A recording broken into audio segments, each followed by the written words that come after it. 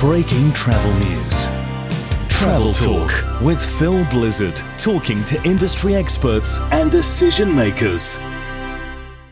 The Arabian Hotel Investment Conference is all about, well, I suppose partnerships really between hotel developers, hotel operators and investors. So Russell, with the climate at its moment, looking ahead to the fact Dubai will be hosting Expo 2020, what's the climate like for getting investors on board for organisations like yourself? Yeah, well, you know, we at Citymax Hotels, we own and operate. So it's been quite a challenge actually, because there's been a feeding frenzy in the mid-market segment, and Dubai, I think, has recognized the fact that if they are going to cater to 2020, they've got to have a lot more hotels in that segment, in the mid-market. Yeah.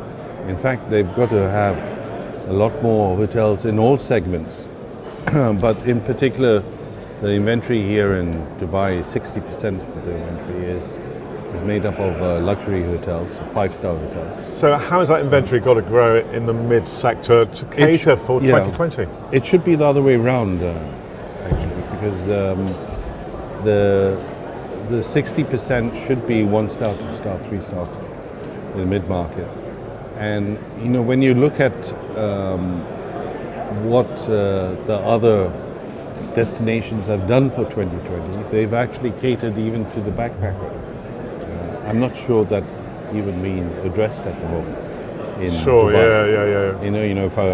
Yeah. When we say backpacker, we immediately think somebody with long hair and not these days. and jeans. Yes, there's a lot of backpackers that are middle-aged or even retired. Yeah, they've got time and they got the cash to travel around. Yeah, exactly. Yeah. So when you do a profile of who's coming to 2020, you suddenly realize there's huge gaps in the marketplace that needs to be addressed very quickly. Now I'm wondering, you used the phrase feeding a frenzy. We're at this hotel investment conference. Has it been a frenzy of investment activity here?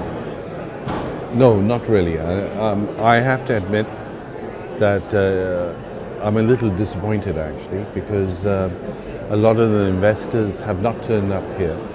And I think there's a particular reason. The reason being the fact that we also see that Dubai as such has softened. Yeah. There's a softening in the marketplace. Demand is now almost outstripping. There's an oversupply of hotel rooms, basically, there's an oversupply of hotels, and the demand is not there.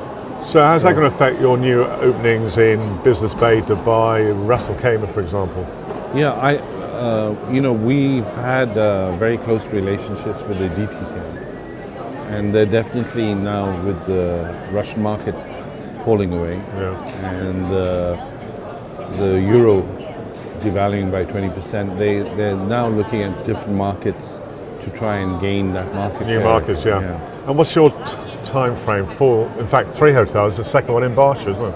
Yeah, we're opening the second one in 2016. Then we have another 2 opening in 2017, and another 6 in 2018. So, I mean, eventually we'll have 15 properties, but mainly focused in the UAE. So for us, this is a concern.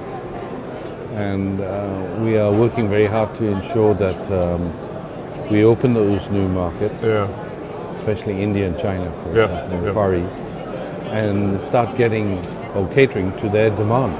So it's bringing in new supplies from elsewhere. Definitely, when you actually look at what motivates some of the travelers, it's not the usual services that one might think. You might say, well, it's enough to attract them with sun, sea and sand. Yeah. But it's not. They want more. Even the shopping, they have the shopping. So you really need to now start focusing on... So a fresh approach perhaps to bring in greater number of people. Greater number of people. Okay, Russell, thanks very much for joining us My here pleasure. on Breaking Travel News. Yeah.